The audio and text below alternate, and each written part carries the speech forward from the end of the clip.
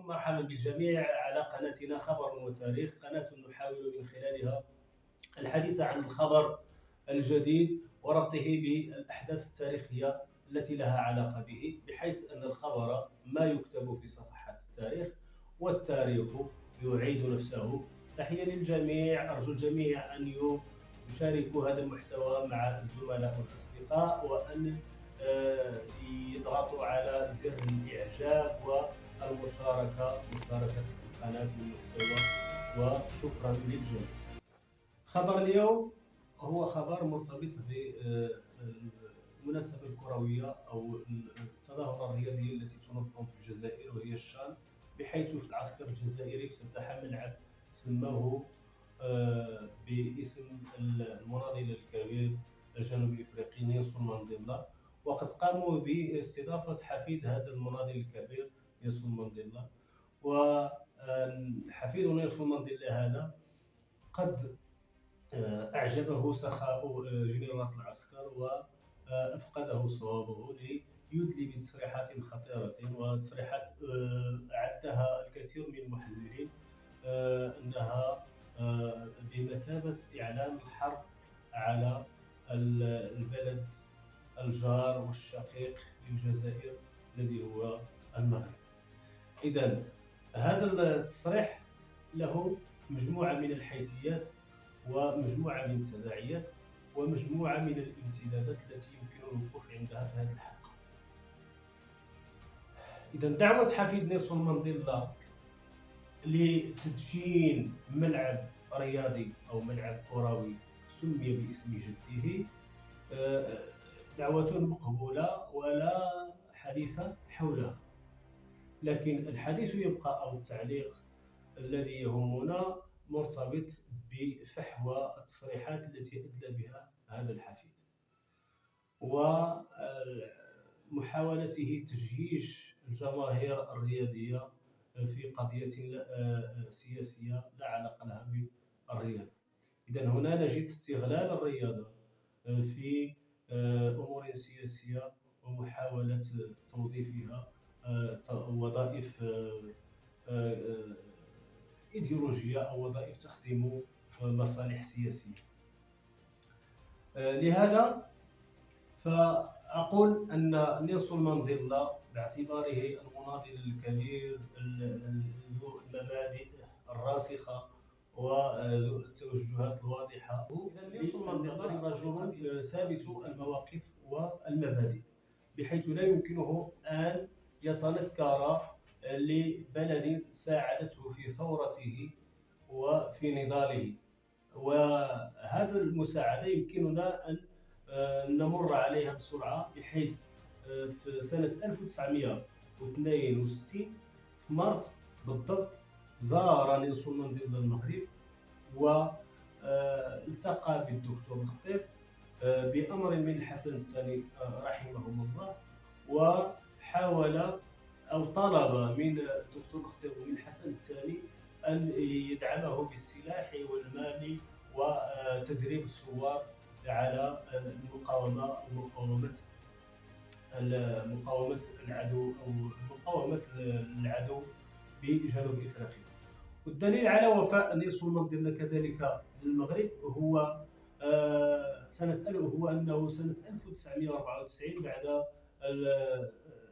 نجاح الثورة الجنوب إفريقية ووصول نيلسون مانديلا بعد انتخابات أجريت إلى رئاسة الحكومة أو رئاسة جنوب إفريقيا، قام نيلسون مانديلا بزيارة للمغرب، وقد استضافه الحسن الثاني في هذه الزيارة ووشحه بوسام من أعلى الأوسمة في البلاد.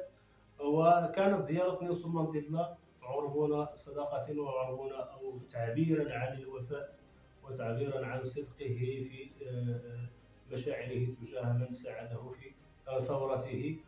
وقد عبر في تصريحات صحفية في هذه الفترة عن كونه لا يمكن أن يعترف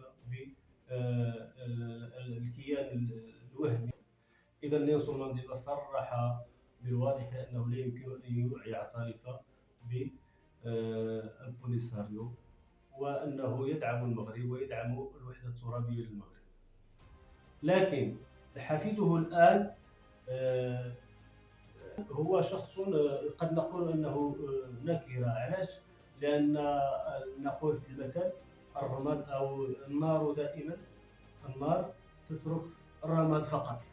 إذا الشعلة والوهج الذي كان يتميز به نيلسون مانديلا لم يتركه أو لم يورث لحفيده. فهذا الحفيد هذا يعني نحن نعرف شخصيته أنه شخصية ضعيفة، يعني يعيش مجموعة من الاضطرابات الاجتماعية ومجموعة من المشاكل إلى آخره. فهو شخصية ضعيفة إلى حد ما، وقد استغل عسكر الجزائر هذه القرابة أو عنصر القرابة مع هذه الشخصية المغلوطة والشخصية التاريخية. هذه المناسبة الكروية لإذكاء نار الفرقة وإذكاء نار الحرب مع بلد شقيق وبلد جار وهو المغرب، ومحاولة النيل من وحدته الترابية. إذا قلنا أو نركز دائما على أن الرياضة تبقى رياضة، والرياضة ينبغي لها أن تحافظ على الميزة التي تميزها دائما، وهي محاولة ربط العلاقات الودية والأخوية والتآلف بين المجتمعات من مختلف أنحاء العالم، وليس فقط المجتمعات العربية والإسلامية. فالصيت الذي تركه المنتخب المغربي مؤخرا في كأس العالم يذكرنا أو خير دليل على هذا المنطق. الكرة تجمع ولا تفرق، الكرة تؤلف بين الشعوب والقلوب، وقد رأينا كيف ساندت الشعوب العربية والإسلامية ومختلف الشعوب غير الإسلامية المنتخب المغربي في هذه التظاهرة الكروية في كأس العالم. كيف عبرت مختلف الجماهير بألسنة مختلفة ولغات مختلفة عن دعمها ومساندتها للمنتخب المغربي. إذا هذه الوظيفة هي التي ينبغي أن تحتفظ بها الرياضة عموما، المناسبات الرياضية والكروية على مختلف المستوى شأن بقاع العالم. هي مناسبة رياضية حاولت الجزائر من خلالها أن تعبر عن موقفها المعادي للوحدة الترابية المغربية، وحاولت أن تؤلب الجماهير الجزائرية وتلهيها بهذه المواقف. هذه مناورة خبيثة ومناورة لا نقبلها. ندعو الجميع إلى الاحتفاظ بخاصية الكرة والرياضة عموما، تجمع لا تفرق، تؤلف لا تؤلب. الرياضة دائما ينبغي أن تحتفظ بوظيفتها النبيلة والسامية، وهي الجمع والتأليف بين القلوب والمجتمعات في مختلف بقاع العالم. وننكر على النظام الجزائري هذا الموقف، كما ننكر عليه تشنجه في قضية فتح الحدود وفتح المجال الجوي الذي حرم من خلاله المنتخب المغربي أو حرم المنتخب المغربي من المشاركة في هذه التظاهرة الرياضية. والأمر في رأينا كان مقصودا. وسنخصص حلقة أخرى إن شاء الله، حلقة وخبر آخر للحديث عن هذا الموضوع، كما سنخصص حلقة للحديث عن العلاقات المغربية الجنوب إفريقية. وانتظرونا في هذه الحلقة. إلى ذلكم اللقاء، السلام عليكم وتبقوا على خير.